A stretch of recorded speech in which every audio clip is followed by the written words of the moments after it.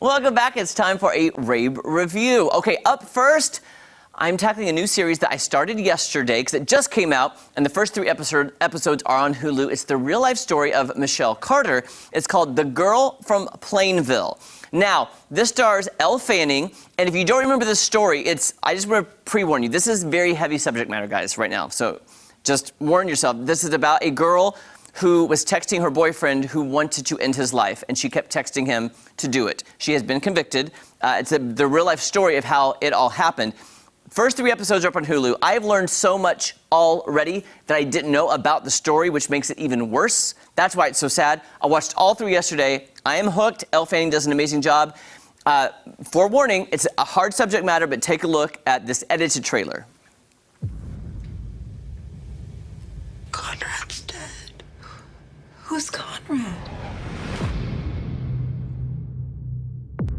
Michelle Carter, 17-year-old girl.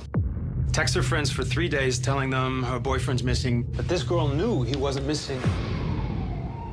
She was in contact with him the whole time, right up until he killed himself. Just texts. Due respect?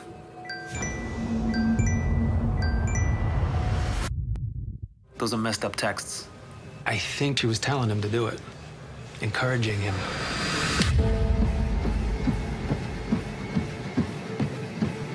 I keep finding things out about him. It's like I didn't even know him. It means so much to see you all here for Conrad. Strange that someone so close to him and we never met. What do you think dying is like? Just like floating on water. They've opened an investigation into your connection with the death of Conrad Roy. But I didn't do anything wrong. There are text messages, thousands of them.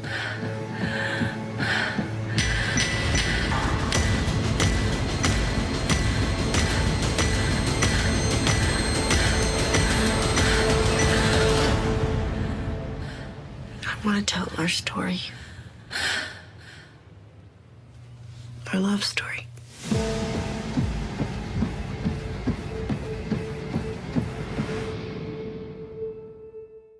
Guys, it is hard to watch. I'm going to be honest with you. I usually don't watch dramatic shows because it puts me in a down headspace. And knowing that this really happened, it's so hard to watch. But let me just say, Elle Fanning does an amazing job because she walks that fine line of what this girl must be like because, in my opinion, she is ruthless and a narcissist, and it's horrible what she did. And learning the story, you're going to learn that they were boyfriend and girlfriend, but they'd only really ever met once, really, in Florida.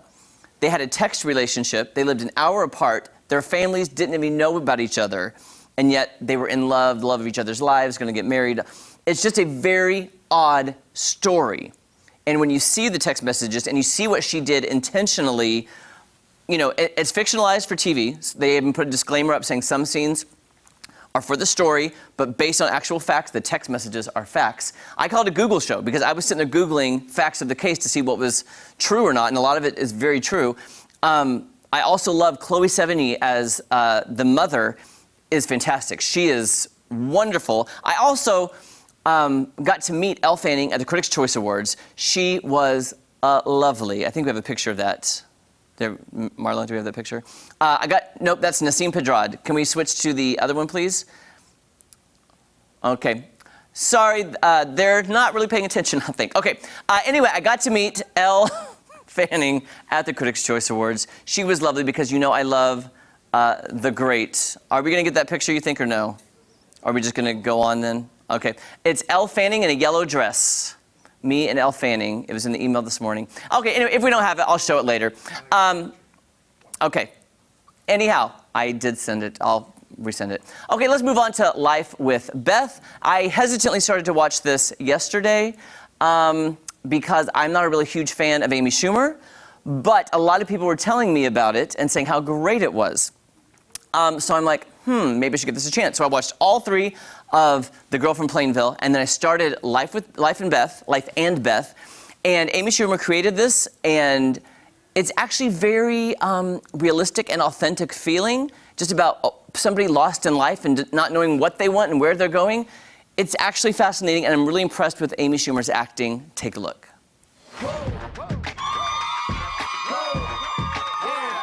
You ladies are looking for trouble tonight. I can feel it. All right, behave yourselves. We're too old to be here, right? I think Nordstrom Rack is still open. I should definitely get it, right? Spread love. That's what I feel pretty ready for a new start. I'm done selling wine. I have an appointment with a wine manager. Cork and Fork magazine called it drinkable. My boyfriend, he always says I seem like I'm 100. Hey! Hey, babe. At this point, I'm just following him around like some sad Loser. I like really had it together up until 2 weeks ago, so please.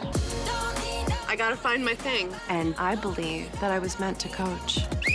Okay, get down. Defense. Oh, God, I'm sorry. I really like him, but I've spent a lot of time on guys that I knew weren't right. Sometimes our mental pain manifests in our bodies. I'm finally listening to my instincts, and I'm going for what I want. I'll stay, but only to make sure he's not a murderer. I'm not a murderer. Oh, my God. Hi. Want to come inside where I won't murder you? First of all, too, that is Michael Cera you see in there, who I love. I've loved him. I got introduced to him on Arrested Development. He is in it. And what I like about the show, it just feels authentic. It feels kind of real. And Amy Schumer's not over the top, but she's still being kind of Amy Schumer-esque with her comedy.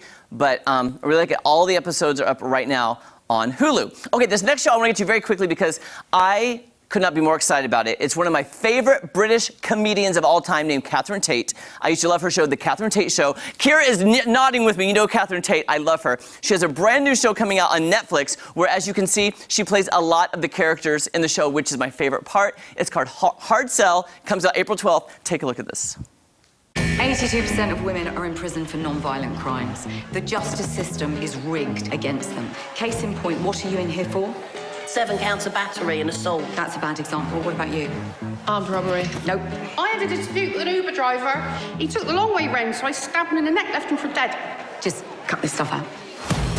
I am changing the way women's prisons are run. Creativity, a sense of purpose, self-esteem, the building blocks of rehabilitation. Musicals, in prison. As far as I can gather, the main themes are women, prison and violence, so no one's strayed too far out of their comfort zone. I'm a natural-born entertainer.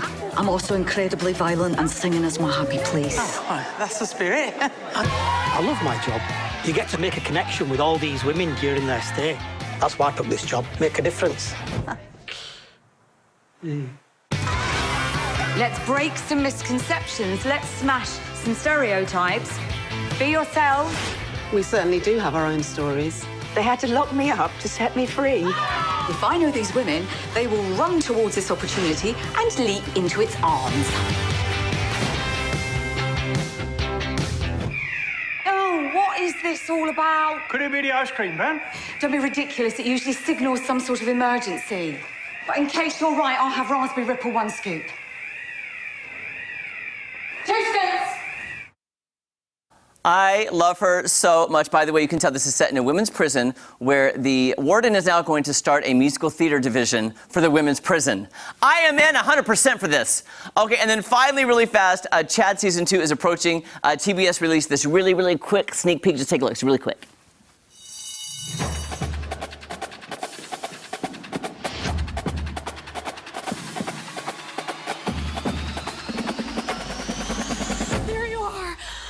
To tell you something.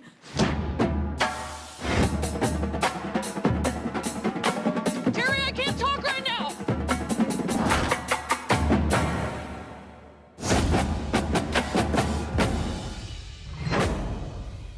Coming April 11th, I got to meet Nasim Pedrad at the Critics' Choice Awards, and when I was talking to her, I was telling her I loved the show. It was so great, so we were having this great conversation. I said I want to interview her. We also have me and Nasim somewhere sent in the pictures. And I saw her later, and she waved to me like an hour later, and I was like, oh, you remember me? She goes, yeah, I just met you an hour ago. So I love her. Hopefully we'll be getting her on the show. Okay, don't go anywhere. So much more fun on Ozarks Fox AM right after this.